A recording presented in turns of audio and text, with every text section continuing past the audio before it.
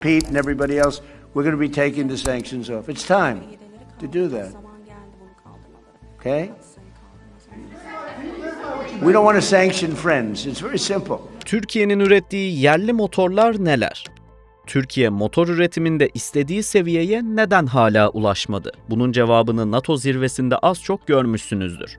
Ama biz sizlere detaylıca anlatacağız. Türkiye için NATO zirvesinde yaşananlar gerçekten tarihi bir dönüm noktası niteliğinde. NATO zirvesi sırasında Amerika Birleşik Devletleri Başkanı Trump'ın yaptığı açıklamalara, Katsa yaptırımlarının fiilen gevşetilmesi, F-35 ve Kaan savaş uçağına F-110 motoru satışının önünün açılması damga vurdu. Peki tam olarak neler yaşandı? Trump, Erdoğan'la yaptığı görüşmede oldukça net konuştu. Yaptırımları kaldıracağız. Zamanı geldi. Türkiye güçlü bir müttefik ve F-35 satışını değerlendiriyoruz. Bu sözler 2020'den beri devam eden Katsa yaptırımlarının yumuşatılması anlamına geliyordu. Zaten zirve öncesi ve sırasında Trump'ın Erdoğan'la çok iyi anlaşıyoruz tarzı açıklamaları Washington-Ankara hattındaki ısınmayı gözler önüne seriyor. Katsa, Türkiye'nin Kaan savaş uçağına motor tedariki ve üretimi için en büyük engellerden biri. Bakın, Katsa'nın kaldırılması Türkiye için çok önemli bir detay olacaktır. Neden mi? Katsa, tabiri caizse Türk savunma sanayisinin üstünü kaplayan yosun örtüsü gibi. Kaldırılırsa yıllardır beklenen F-35'in ve Kaan'ın F-110 motorlarının satışı hızlanabilir. Savunma Sanayi Başkanlığı ve ilgili Türk savunma kurumlarına yönelik ihracat kısıtlamaları kalkar. Amerika'dan savunma teknolojisi, parça, lisans ve işbirliği daha kolay hale gelir. Böylece yerli motor gelişimi de hızlanacaktır. Türkiye'nin egemenliğinin ve savunma sanayisindeki bağımsızlığının anahtarı motordur. Bu konuda çokça sıkıntı çekiyoruz. Gördüğünüz gibi ambargolar ve örtülü kısıtlamalarla birçok yerli proje sekteye uğruyor. Bugün sizlere Türkiye'nin geliştirdiği motorlardan bahsedeceğiz. Videoya geçmeden önce küçük bir hatırlatmamızı yapalım. GZT olarak ezber bozan analizlerle 3 milyon aboneye doğru emin adımlarla ilerliyoruz. Dünya ve yerel medyada konuşulmayan gerçekleri, gizli planları sizlere anlatmaya çalışıyoruz. Eğer siz de bu videoyu beğendiyseniz ve henüz abone değilseniz kanalımıza abone olmayı unutmayın. Hazırsanız başlıyoruz. Türkiye ile Amerika kağıt üzerinde NATO müttefiki. Ama iş kritik teknoloji transferine, özellikle de Türkiye'nin bölgesel bir süper güç olmasını sağlayacak uçak motorlarına gelince o müttefiklik bir anda yerini derin bir sessizliğe ve ambargolara bırakıyor. Zirvede Trump, 2020'den beri süregelen Katsa ambargosunu kaldırmaya yeşil ışık yaktı. Hedefte Kaan'ın 2028-2029 yıllarında envantere girmesi planlanan ilk seri üretim Blok 10'ları için acil ihtiyaç duyulan 80 adet F-110GE-129 turbofan motorunun satışı var. Reuters'ta geçtiğimiz günlerde çıkan haberlerde bu paketin 700 milyon dolar değerinde olduğunu görmüşsünüzdür. Dışarıdan bakınca Trump imzayı attı. Uçaklar uçacak gibi sanıyorsunuz. Ancak işler hemen öyle olmuyor. F-110 motoru Kaan için kritik bir bileşen. Kaan'ın ilk prototipleri ve seri üretim olacak ilk uçakları bu motora göre tasarlanacak. Halihazırda prototiplerde kullanılmak üzere elde 10 adet motor var. Ancak sorun sonrası. Aslında F-110 motorunun ihracatına yönelik kritik eşik aşıldı. Nasıl mı? Amerika motorları Türkiye'ye satmaya karar verdi ama kendi yasaları gereği bunu bir de kongreye bildireyim. Eğer 15 gün içinde çoğunluk toplanıp itiraz etmezse satış onaylanmış sayılır dedi. İşte o 15 günlük süre geçtiğimiz hafta doldu. Bu süreçte karşıt lobiler çok uğraştı ama meclisten Türkiye'ye motor satılamaz diye resmi bir ret kararı çıkartamadılar. Süre dolduğu an otomatik olarak sessizlik onayı devreye girdi. Yani kongrenin itiraz etme hakkı yasal olarak yandı ve satışın önündeki siyasi engel tamamen kalktı. Devam edersek. General Electric üretimi F-110GE-129 dünyada kendini en çok kanıtlamış, bugün F-16 filolarımızın da kalbini oluşturan son derece güvenilir bir motor. Kaan'ın ilk prototipleri ve 2028-2029 yıllarında hava kuvvetlerimize teslim edilecek olan ilk üretim filosu mecburen bu motorla havalanacak.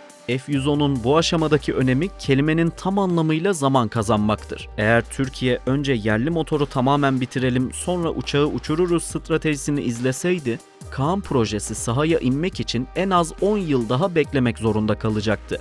Ancak İsrail'in saldırgan politikası, Yunanistan'ın F-35'i alması ve hava kuvvetlerimizin geriye düşmesini önlemek için bu yola başvuruldu. F-110 alımı uçağın gövdesinin rüzgarla tanışması ve projenin duraksamadan ilerlemesi için atılmış en rasyonel adımdır diyebiliriz. Şunu da belirtmeliyiz ki Kaan F-110 motoruyla tam 5. nesil olmayacak. Çünkü F-110 5. nesil uçaklar için üretilmiş bir motor değil.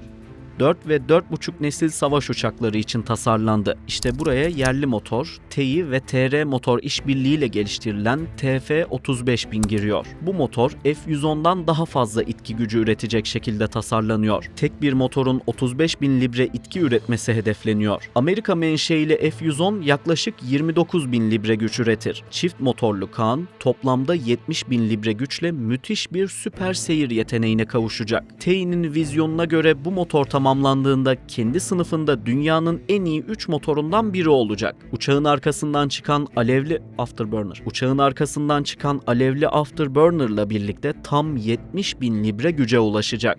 Bu ne anlama geliyor biliyor musunuz? Kaan'ın süpersonik yani ses üstü hızlara çıkabilmesi için o çok yakıt tüketen art yakıcıyı çalıştırmasına gerek kalmayacak.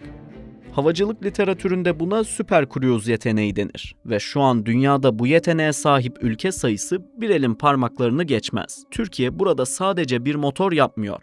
Malzeme biliminde, metalürjide dünyanın en üst ligine girmeye hazırlanıyor. TR Motor bu motorun alt sistemleri için 7 yerli şirketle 70 milyon dolarlık sözleşmeler imzaladı bile. Şimdi gelin zamanı sadece birkaç ay geriye, Mayıs 2026'ya. Saha Expo fuarına saralım. Herkes TEİ'den, TR Motor'dan alıştığı projelerin güncellemelerini beklerken Milli Savunma Bakanlığı Ar-Ge Merkezi'nin herkesi şaşırtan motoruna bakalım. Adı Güçhan. Milli Savunma Bakanlığı'nın bizzat ürettiği çalışan bir prototipti. 6 adet üretildiği ve test çalışmalarının sürdüğü söylendi. Motorun tüm kritik bileşenleri yerli imkanlarla üretilen bu motordan bugüne kadar toplam 6 tane ürettik. Motorların test ve kalibrasyon süreçlerini ise Kasım 2026'dan itibaren gerçekleştirmeyi planlıyoruz. Peki Güçhan neden bu kadar önemli derseniz? Rakamlara bakalım. Bugün F-16 savaş uçaklarına güç veren motorlar yaklaşık 29.000 libre itki gücü üretir. Bize vermedikleri, bizi programından attıkları o çok meşhur F-35 savaş uçaklarının motoruysa 43.000 libre seviyesindedir. Milli Savunma Bakanlığı'nın tanıttığı Güçhan motorunun hedefi tam 42.000 libre itki. Kimilerine göre Batı'nın, özellikle de Amerika'nın motor ambargosuna çekilmiş bir nevi rest niteliğinde. Ancak projenin bir anda ortaya çıkması güvenilirliği ile ilgili beraberinde soru işaretleri de getirmişti. Hava platformlarındaki devrim sadece Kaan'la sınırlı değil elbette. Mesela TF6000 ve TF10000 motorları. Bunlar o efsanevi Kızıl Elma'ya, hayalet insansız uçağımız Anka 3'e ve hafif taarruz uçağımız Hürjet'e hayat verecek olan yerli turbofan motorlarımız.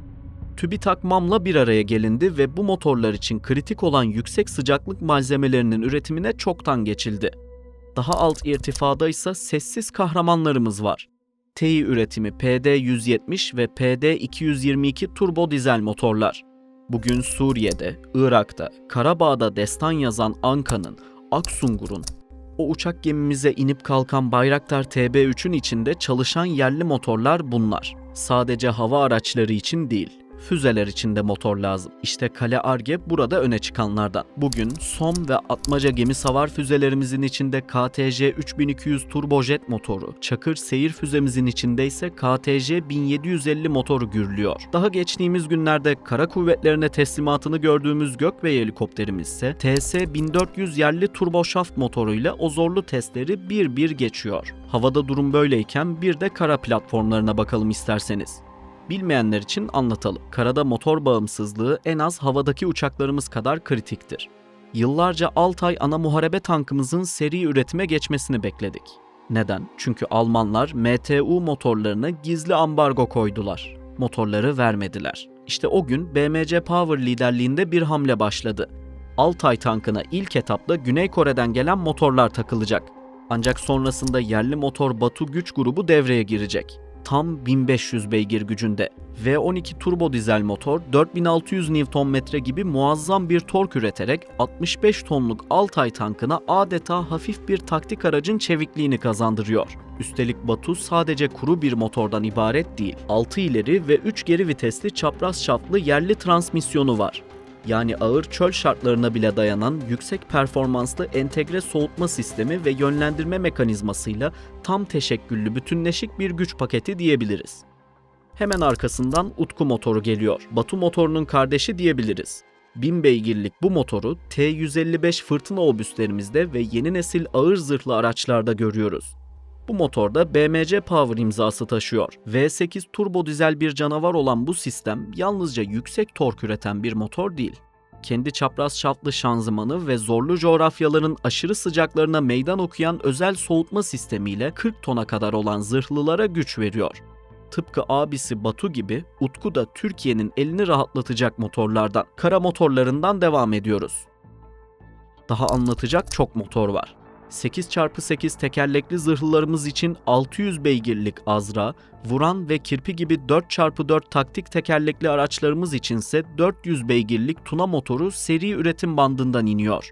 Azra motoru tam 600 beygir güç ve 2700 Nm gibi devasa bir tork üreten sıralı 6 silindirli, 12.8 litre hacimli bir turbo dizel motordur. Bir 8x8 zırhlı araç taşıdığı ağır mühimmat ve zırhlı plakaları nedeniyle inanılmaz bir atalete sahip. Gelelim Tuna'ya. 400 beygir güç ve yaklaşık 1600 Nm tork üreten 8.9 litre hacimli sıralı 6 silindirli turbo şarjlı bir dizel motor olarak sahnede. Bugün Kirpi ve Vuran araçlarının kalbi Tuna'dır. Hafif sınıf taktik tekerlekli zırhlılarda ise sahneye Türkiye'nin köklü motor üreticisi Tümosan çıkıyor.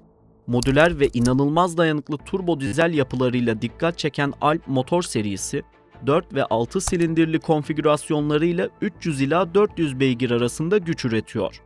Bu motorların en büyük özelliği sadece dökümünün ve montajının yerli olması değil, motorların beyni sayılan elektronik kontrol üniteleri yani yazılımları da tamamen Tümosan mühendisleri tarafından yazılmış durumda. Bu da motoru yabancı sistemlerde olduğu gibi dışarıdan müdahaleye, uydudan hız kesilmesine veya gizli kodlarla kilitlenmeye karşı %100 bağışık hale getiriyor. Pusat 4x4 gibi son derece agresif, dar sokaklarda manevra yapabilen hafif zırhlı sınıfındaki araçlara güç veren Alp motorlarının blok yapısı o kadar başarılı ki deniz suyuna dayanıklı hale getirilip yani marinize edilip ulak gibi insansız deniz araçlarımızın içine takılacak kadar esnektir. Peki sadece hava ve karada mı varız? Denizlerde durum nasıl? Türkiye sıfırdan devasa gemi motorları tasarlamak için onlarca yıl kaybetmek yerine karada ve havada ürettiği bu devasa kinetik enerjiyi hızla denizlere entegre etti. Tümosan o karada fırtınalar estiren kara motorlarını aldı, deniz suyuna, tuz korozyonuna ve zorlu dalga şartlarına dayanıklı hale getirerek TMSN 460 motorunu üretti. İşte bugün ulak gibi silahlı insansız deniz araçlarımızın kalbinde bu motorlar var.